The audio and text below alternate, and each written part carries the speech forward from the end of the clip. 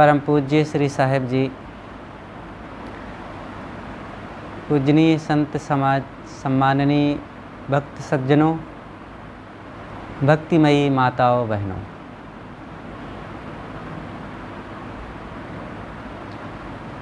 हमें अपने जीवन पर सिंहावलोकन करना चाहिए। अपने आसपास की चीज़ों पर ही विचार करना चाहिए।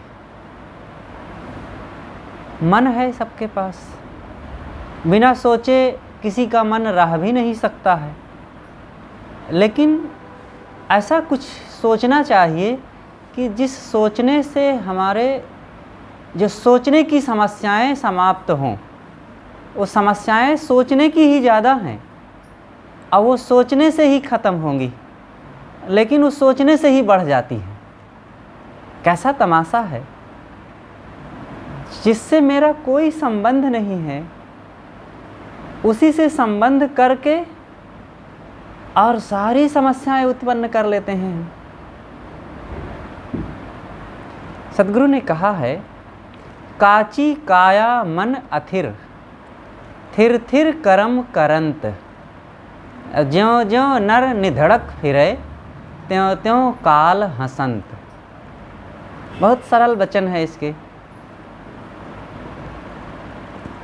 काची काया, ये काया कच्ची है। कच्ची लग रही कि नहीं? ये कच्ची ही तो है, क्षण भर में कुछ का कुछ हो जाता है। अब मन अथिर, मन चंचल है, अस्थिर है, क्षण क्षण बदलता रहता है। और इतनी सारी विसंगतियां हैं हमारे साथ, लेकिन फिर भी थिर थिर करम करंत, बड़ा धीरे धीरे कुछ करता है। अपनी शांति व्यवस्था और अपने कल्याण के लिए कोई कहता भी है तो बहुत आराम से सोचता है, अच्छा कर लेंगे समय से कभी। थिर थिर करम करंत। लेकिन साहब कहते हैं, ज्यों ज्यों नर निधड़क फिरे। निधड़क माने निश्चिंत, निर्भय, निष्फिक्र हो करके, निडर हो करके जितना मनुष्य आगे बढ़ता है और कुछ कुछ करता जाता है। 70 साल का हो गया, लेकिन अभी काम काज फैलाने में, कारोबार फैलाने में बड़ा मन जा रहा है। और कर लें, इधर की ज़मीन लिखवा लें, उधर का व्यापार और फैला लें, और बच्चों के लिए ये व्यवस्था कर दें। साहब कहते, ज्यों ज्यों नर निधड़क फिरे, त्यों त्यों काल हसंत। काल हंसता है कि अरे भोले, तू बड़ी व्यवस्था फैला रहा है, सामान 100 बरस का, पल की खबर नहीं। इकट्ठा कर रहा है भोग की सुविधाएं और तमाम दुनिया की चीज़ें, ये मिल जाए वो मिल जाए। ये केवल व्यामोह है। हमें इन बातों पर विचार करना चाहिए। विचार करने से पता चलता है कि चीज़ों की ज़रूरत है। जो लोग सोचते हैं कि चीज़ें चाहिए तो बिल्कुल चाहिए, लेकिन चाहिए के नाम पर संतों की बातों को नज़रअंदाज नहीं किया जा सकता है। हर चीज़ की एक सीमा है, हर चीज़ की एक मर्यादा है, और उस मर्यादा का जब पालन किया जाएगा तब व्यवहार और परमार्थ दोनों काम बनेंगे। और मर्यादाओं का पालन न करने से ही व्यवहार खराब होता है और परमार्थ तो सब खराब हो ही जाता है। तो थोड़ा सा इसी पर विचार करें। सद्गुरु कबीर कहते हैं, काची काया, ये देह कच्ची है, सबका शरीर बहुत कमज़ोर है। एक मकान को, एक गाड़ी को, एक पुल को, एक मशीन को देख करके कोई भी इंजीनियर, मैकेनिक जान सकता है कि अगर कोई विशेष आपदा ना आई, प्राकृतिक दुर्घटना ना हुई, एक्सीडेंट ना हुआ, तो ये मकान या ये मशीन इतने दिन तक चल सकती है। लेकिन एक सुंदर, स्वस्थ, हष्टपुष्ट, नौजवान, बलवान व्यक्ति को देख करके क्या कोई भी डॉक्टर, MBBS, सिविल सर्जन, कोई भी हो, क्या वो दावा कर सकता है कि ये अभी इतने दिन चलेगा ही? कुछ का कुछ कभी भी हो जाता है। आए दिन समाचार मिलते हैं, अमुक नौजवान का एक्सीडेंट हो गया, अमुक को हार्ट अटैक आ गया, अमुक को लकवा लग गया, अमुक को करंट ने मार दिया, और अमुक व्यक्ति का निधन हो गया। ये घटनाएं घट रही हैं, कोई नई बात नहीं है। ये अभी से, ये 10-5 साल से ये नियम नहीं लागू हुआ है, सदा से है, सदा से। जो शाश्वती नियम है, संसार के समस्त प्राणियों के लिए नियम है, फिर भी इस नियम को हम लोग क्यों भूल जाते हैं? सदा से है। इस नियम में अनेक बार हम जन्म लेकर के इसके सुख दुख को भोग चुके हैं और देख रहे हैं, माता पिता भी देख रहे हैं। वे लोग बता भी क्यों नहीं देते? और बतावे तो हम समझ क्यों नहीं जाते हैं? और समझ भी लेते हैं एक बार तो भूल क्यों जाते हैं? यही तो है। दुनिया की चीज़ों को समझना सरल है। हम इस लखनऊ में आए हैं, किसी दुकान को नहीं जानते होंगे तो एक बार चले जाएंगे, जानकारी हो जाएगी। 2 बार 3 बार चले जाएंगे तो उन गलियों के बारे में, उन रास्तों के बारे में सब जानकारी हो जाएगी, फिर नहीं भूलेंगे। बहुत दिन के बाद, 10-20 साल के बाद भी आएंगे तो खोज लेंगे।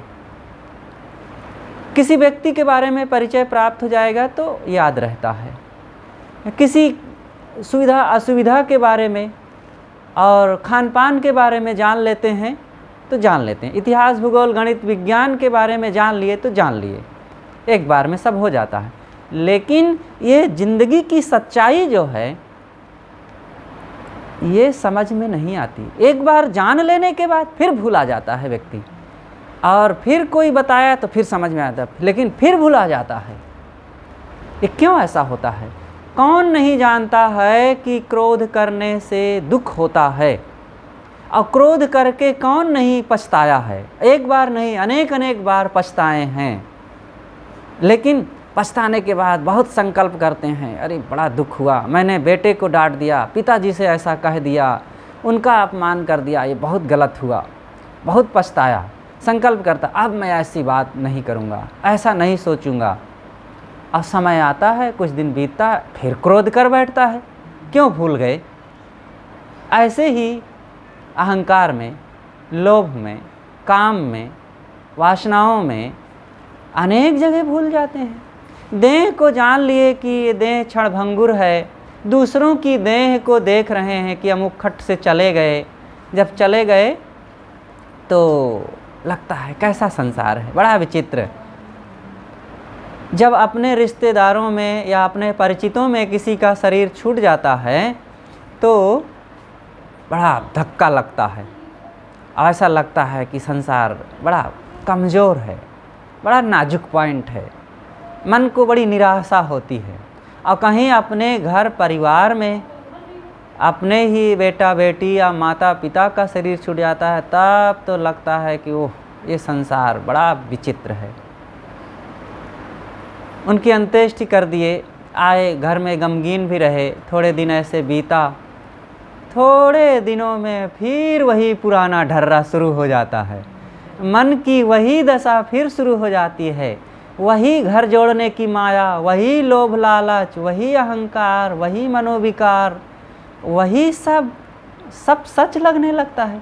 थोड़े दिन लगता है कि सब बेकार है, भजन करो वही सब ठीक है, जो भजन करता है वही सुखी है, और ये सब लोभ मोह और मोह माया सब बेकार है।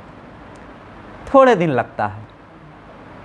ये मरघटिया वैराग से काम नहीं चलता है, अस्थाई वैराग होना चाहिए।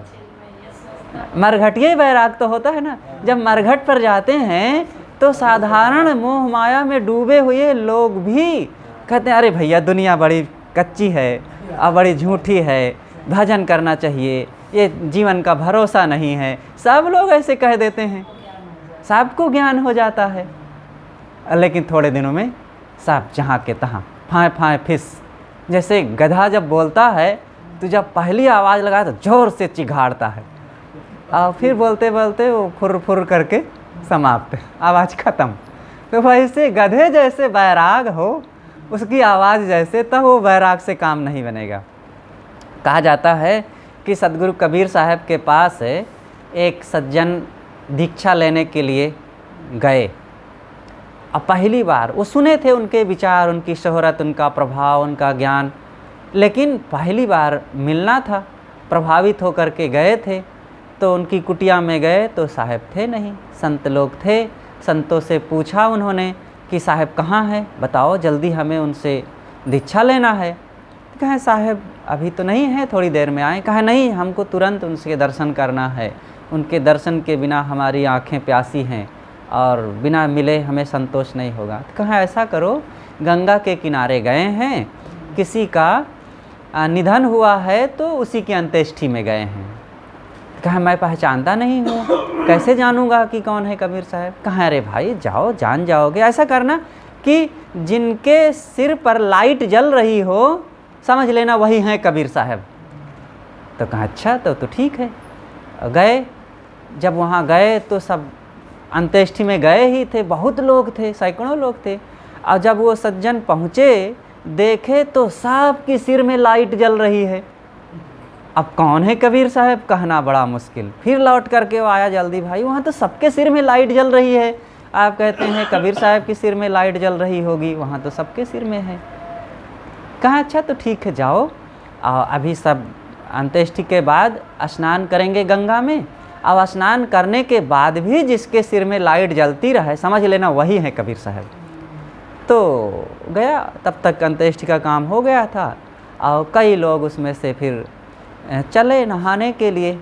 और जैसे जैसे नहाए के आए सब की लाइट बुझती गई। तो कोई तंबाकू घिस रहा है, तो कोई कहता यार घर चलना है, देरी हो रही है, कोई कहता है गाय धोना है, कोई दुकान में जाना है। तो सब का काम याद आने लगा और जल्दी जल्दी सब भागे और सब की लाइट बुझ गई। और कबीर साहब जब नहा के निकले तो उनकी लाइट पहले से ज़्यादा और तेज़ हो गई, जलने लगी। तो वो जान गया कि यही कबीर साहब है, जाके चरणों में उनके गिरा। ये एक कहानी है, रूपक है कि एक बात को समझाने के लिए ऐसे बनाया जाता है। तो संतों ने ये बात को ऐसे समझाने के लिए बताया कि जो साधन, भजन, ज्ञान, वैराग्य का अभ्यास पहले से नहीं करता है तो क्षणिक घटना कोई हो गई तो उसमें उसका ज्ञान थोड़ा सा चमक जाता है और संसार फीका लगने लगता है। लेकिन वो अभ्यास तो किया नहीं है, उसका समय बीता, थोड़ी देर के बाद उसका ज्ञान फिर वो हवा के झोंके में उड़ जाता है।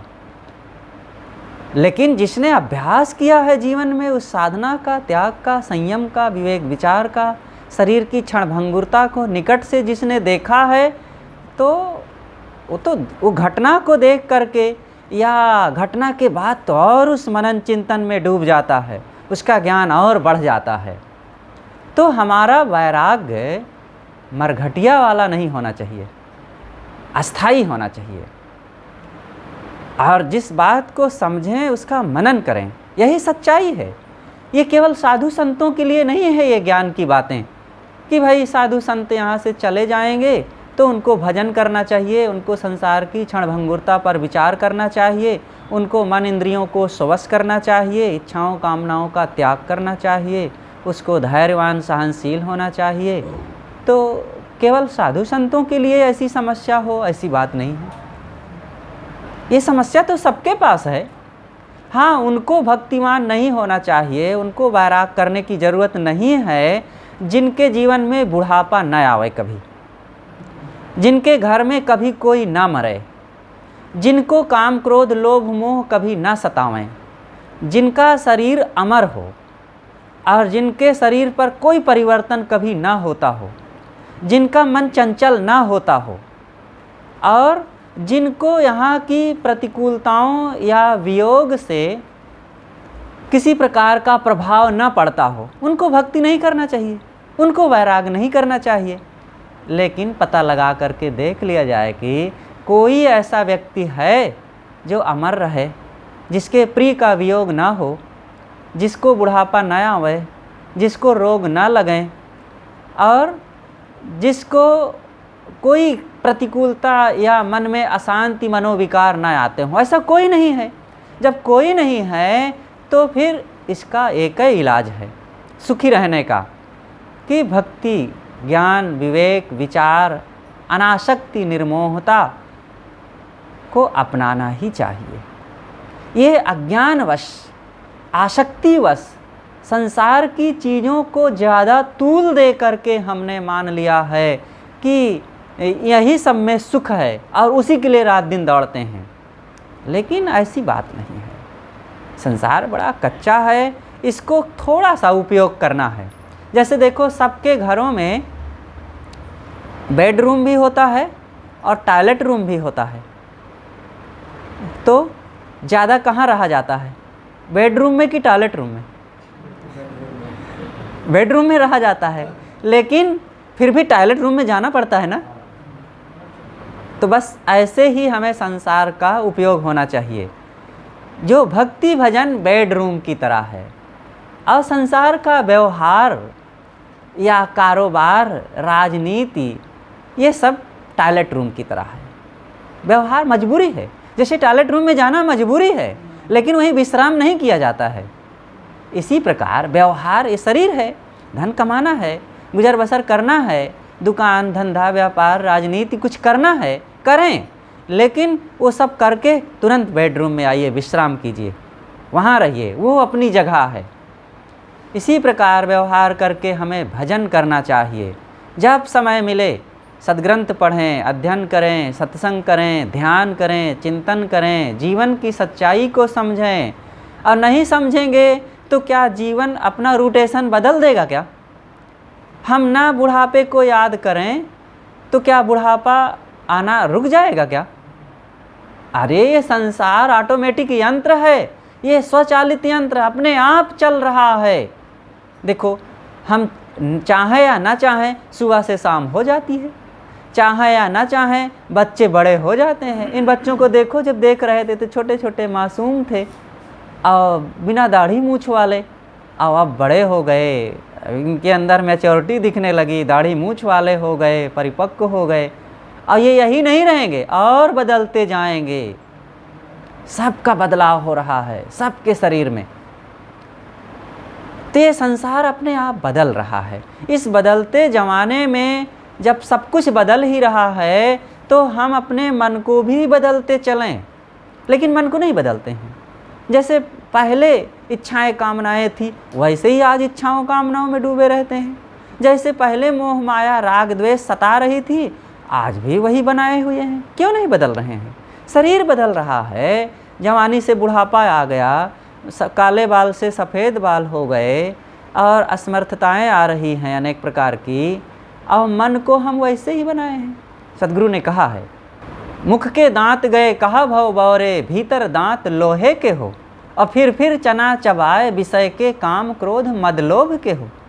तन की सकल संज्ञा घट गयऊ, मन ही दिलासा दूना हो, कहें कबीर सुनो हो संतों, सकल सयाना पहुना हो।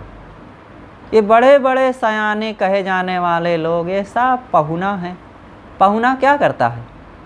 जाता है किसी पहुनई में तो बैठ के तो खाता है, और लोग बढ़िया बढ़िया खिलाते हैं, लेकिन फिर भी वो कहता है अब जा रहे हैं भैया। कहते नहीं नहीं बैठो, आप रहो, यहाँ कोई कमी थोड़े है, हम ये खिलाएंगे, अभी समोसा बनाना खिलाना है, अभी गुजिया बना के खिलाना है। तो कहे नहीं नहीं अब जाने दो, 2 दिन हो गया, अब जाने दीजिए। वो घर की याद करता है, चाहे जितना स्वागत सम्मान हो, लेकिन फिर भी वो छोड़ के जाता है। पहुनई में कोई बैठा नहीं रहता है। इसी तरह यहाँ हम सब लोग पहुना हैं। यहाँ दुकान फैला करके ना बैठें कि अब आ गए हैं तो संसार में सदा रहेंगे, ये बाल बच्चे भाई बंधु, ये घर धन और ये ऐश्वर्य, ये सुख सुविधाएं बनी, कुछ नहीं बनी बनी रहेंगी। जाने की याद रखें। करोड़े बंदे वाह दिन की तदबीर, जब हम राजा आन पड़ेंगे नेक धरत नहीं धीर, और मुगरिन मार के प्राण निकासत नैनन भरी है नीर। भव सागर एक अगम पंथ है, जल बाढ़े गंभीर। और नाव न बेरा लोग घनेरा, केवट हैं बेपीर। घर तिरिया अर्धंगी बैठी, मात पिता सुतवीर। और माल मुलुक को कौन चलावे, संग न जात शरीर। अल्लाह के बोरे नरक कुंड में व्याकुल होत शरीर। कहें कबीर नर अब से चेतो, माफ होत तकसीर। तो साहब कहते हैं भाई उस दिन की याद करो, उस दिन को भूलो नहीं। तो ये संसार बड़ा क्षणभंगुर है, काची काया। देह बदल रही है, हमारा बदल रहा, बाल बच्चों का बदल रहा, भाई बंधुओं का बदल रहा, सब एक सिस्टम से सारा संसार बदल रहा है। और इस बदलाव की बड़ी ज़रूरत है। इस बदलाव में घबराना नहीं चाहिए कि सब बदल रहे हैं। देखो इस बदलाव में ही तो बूढ़े लोग जा रहे हैं तो नए लोग आ भी रहे हैं। अगर ना बदले तो नए लोग आवें कैसे। और जो बूढ़े हैं, और वो जो बूढ़े हैं पोपला मुँह लिए घसीटते हुए, बिना हाथ पैर काम करता हुआ और आँखों की रोशनी रहित, वो वैसे अगर बने रहें 50 साल, 100 साल, 200 साल, तो उनकी क्या दशा होगी। तो बदलना ज़रूरी है ना। तो बदलने से सबको अवसर मिलता है, सबको चांस मिलता है। एक बार अकबर बादशाह ने बीरबल से कहा कि बीरबल क्या गजब होता, आनंद आता कि ये बादशाहत कायम रहती सदा तो बहुत अच्छा होता। कहा हुजूर बहुत बुरा होता। कहा बुरा कैसे होता। देखो तख्त पर बैठे हैं और चारों तरफ हमारी हुकूमत है, खजाना है और राज दरबार सजा रहता है, रानियां हैं और नौकर चाकर हैं, मंत्रिमंडल है, सब दूर से सलामी करते हैं, आनंद रहता। अरे कहाँ है हुजूर, अगर ये बादशाहत कायम रहती तो पहले वालों की कायम रहती, आपका नंबर ही नहीं आता। पहले वाले बने रहते। उनकी छुट्टी है तो आपको मिला है, अब आपको छूटे थी तो जो बैठे हैं राजकुमार जी उनका नंबर लगेगा। वो ताके हैं कि पापा जी जल्दी यहाँ से सरकें तो हम आई। तो यहाँ किसी की बादशाहत कायम नहीं रहती है, बस थोड़े दिन का काम है। प्लेटफार्म पर आओ, काम करो और चलो, रुकने के लिए किसी को अवसर नहीं है। एक होटल था एक शहर में, विचित्र होटल था। उसका नियम यह था कि आप आइए खाइए और पैसा कुछ नहीं चुकाना होगा, आपका पोता चुकाएगा, पोता चुकाएगा। तो एक गांव में 2 लोग रहते थे और बड़े निकम्मे रहें, लेकिन पेट के बड़े अहदी रहें। कहाँ यार चलो आज उस होटल में खाएंगे। अब गए, खूब छाने घोटे, और जब निकले तो नियम लिखा ही था कि आपको पैसे नहीं चुकाना है, आपका बेटे का बेटा चुकाएगा। तो कहाँ यार बेटे का बेटा चुकाएगा, देखा जाएगा, हम लोग तो खाएं पहले ठीक से। तो गए, खाए पिए, जब निकल कर आए गेट पर उनको 50,000 का बिल आ गया। कहाँ ये क्या तमाशा, आप लोग तो लिखे हैं कि आपका पोता चुकाएगा और आप बिल थमा रहे हैं। कहाँ है हुजूर, ये आपका बिल नहीं है, ये आपके बाबा ने खाया था उसका बिल है, आप भी तो किसी के पोता हैं। तो ये उनका बिल है, आपका बिल तो आपको पोता चुकाएगा। तो यही हो रहा है, यहाँ सबको चुकाना पड़ता है। कोई ना सोचे कि हमें बिल नहीं चुकाना है, सबका नंबर आता है। इसलिए हम अपना नंबर याद रखें कि हम जो करेंगे उसका फल मिलेगा, और हमें नहीं मिलेगा तो फिर जब हम किसी की तरफ ठेलेंगे तो हमारे लिए भी किसी का नंबर है, किसी का दुख हमारे सामने भी आने वाला है। इसलिए सबको अपने जीवन सुधार कल्याण की व्यवस्था करना चाहिए। तो काची काया मन अथिर, ये मन चंचल है, बहुत चंचल है। महाराज श्री कृष्ण से अर्जुन ने कहा, हे केशव ये मन बहुत चंचल है। श्री कृष्ण ने कहा कि पार्थ निश्चित ही चंचल है, लेकिन इस चंचल मन को भी शांत किया जा सकता है। कैसे किया जा सकता है? संयम द्वारा। गधे को डंडे से बस में किया जाता है, गाय को रस्सी से, घोड़े को लगाम से, हाथी को अंकुश से, लेकिन मनुष्य कैसे वश होगा? ये संयम से, ज्ञान से। जिसके पास ज्ञान नहीं है, जिसने सत्संग में नहीं गया है, जिसने अपने मन और तन की सच्चाई को नहीं समझा है, वो मन को शांत नहीं कर सकता है। वो मन की व्यथाओं से, मन की पीड़ा से जलता रहेगा और जलेगा, और जलन का उसे पता नहीं चलता है। क्योंकि जिसको जिस बात का पता चल जाता है तो खतरों से बचता भी है ना। हम कहें कि ये सामने सांप आ रहा है हमारी तरफ, और हम उसी तरफ खुद चले जाएं, अथवा सांप आ जाए हमारे ऊपर चढ़ जाए और काट खाए, तो हमारा देखना किस काम का है? देखो और हटो, ये है देखने का। इसीलिए हमारी भारतीय परंपरा में जो दर्शन का अर्थ है बहुत गहरा अर्थ है। दर्शन एक सामान्य अर्थ होता है कि देखना। हम आपको देख रहे हैं, आप हमको देख रहे हैं, लेकिन दर्शन शब्द का प्रयोग महापुरुषों के लिए किया गया है। गुरु जी के दर्शन कराएं। लेकिन जो उसका दार्शनिक अर्थ है वह है कि किसी चीज़ की अंतिम सच्चाई को देखना दर्शन है। और वो इसीलिए दर्शन पढ़ाया ही जाता है, दर्शन शास्त्र, फिलॉसफी। तो दर्शने नीति दर्शना, किसी चीज़ की बारीकी से अंतिम सच्चाई को देख लेना, ये असली दर्शन है। तो हम अपने जीवन का दर्शन कहाँ कर पाते हैं? ये जीवन क्षणभंगुर है, बदलने वाला है, और इसमें क्षण क्षण सब कुछ बदल रहा है। संबंधित लोग और प्राणी पदार्थ बदल रहे हैं, और मन इसमें चंचल है, वो बदल रहा है। भरोसा ना रखें इन बाल बच्चों पर, इन संगी साथियों पर, इन चीज़ों पर, इस देह पर, इस मन पर बहुत भरोसा ना रखें। इसीलिए विवेक की ज़रूरत है। और विवेक कहाँ होता है, कहाँ से मिलेगा, किस दुकान में मिलेगा? विवेक सत्संग में मिलता है। दुनिया की बड़ी बड़ी विद्याओं के लिए बड़े बड़े कॉलेज, शिक्षण संस्थान, इंस्टीट्यूट खुले हुए हैं, लेकिन ये आत्मज्ञान की विद्या और सत्यासत्य को निर्णय करने की, समझने की विद्या का वो कौन सा शिक्षण संस्थान है? वही है सत्संग, संतों की जगह। और संतों की जगह से, सत्संग से, संतों से, उन साधकों से हम दूर रहते हैं। तथागत बुद्ध से एक ने आकर के कहा कि भगवान, मैं स्कूल नहीं जाना चाहता हूँ, पुस्तक नहीं पढ़ना चाहता हूँ, शिक्षक के पास नहीं बैठना चाहता हूँ, लेकिन मैं कलेक्टर बनना चाहता हूँ और बड़े पोस्ट पर सर्विस करना चाहता हूँ और विद्वान कहलाना चाहता हूँ।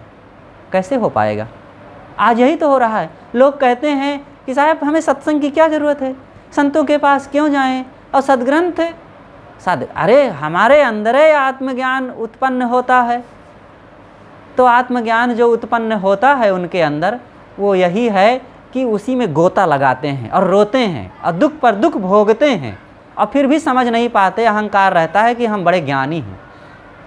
इसलिए साहब कहते हैं मन अथिर, अथिर थिर करम करंत। बड़ा धीरे से, कोई जब बताया कहा भी तो बड़ा धीरे से सोचते हैं। अब क्या सोचे?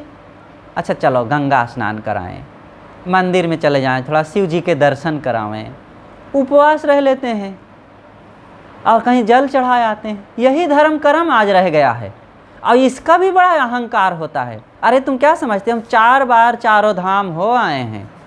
अरे 4 बार नहीं, चाहे 40 बार हो आओ, लेकिन अपने मन को देखो कि पहले जैसा क्रोध होता था, मोह होता था, थोड़ी थोड़ी प्रतिकूलताओं में विफर उठते थे। अगर वही दशा है तो क्या हो गया 4 बार हो आने से? मन में बदलाव आना चाहिए, विचारों में बदलाव आना चाहिए, और सच्चाई को समझ करके हम स्थिर होवें। सच्चाई यही है कि संसार कच्चा है और आत्मा एक नित्य वस्तु है जो मेरा अपना स्वरूप है, उसको अलग से पाना नहीं है, और उसमें ठहर करके हम सदा सदा के लिए निर्भय, सुखी, स्वश और शांत हो सकते हैं। तो साहब कहते हैं थिर थिर करम करंत, ज्यों ज्यों नर निधड़क फिरे त्यों त्यों काल हसंत। जैसे जैसे आदमी लापरवाह होता है अपनी शांति साधना स्वस्थता से, त्यों त्यों काल हंसता है। काल कोई अलग से नहीं है, त्यों त्यों हमारे ज़िंदगी का वो परिणाम सामने आता है। कहता है कितना भोला है, इतना बढ़िया अवसर, इतना बढ़िया शरीर, इतनी बढ़िया संगत, इतना बढ़िया लोगों की सोहबत पाने के बाद भी, और सदगुरु कबीर साहब का वो निर्णय सिद्धांत पाने के बाद भी ये क्या क्या कर रहा है। ये गोबर माटी धूल कचरा और पान सुपारी में ज़िंदगी बिताए दे रहा है, और इसी को माने है कि बड़ी जिम्मेदारी हम निभा रहे हैं। क्या जिम्मेदारी निभा रहे हैं? अब कहते हैं साहब बेटा की शादी करना है, बेटी की शादी करना, अमुक खेत लिखवाना, अमुक दुकान बढ़ाना है, अभी बड़ी जिम्मेदारी है साहब, थोड़ा सा रिटायर्ड हो जाएं तब भजन करेंगे।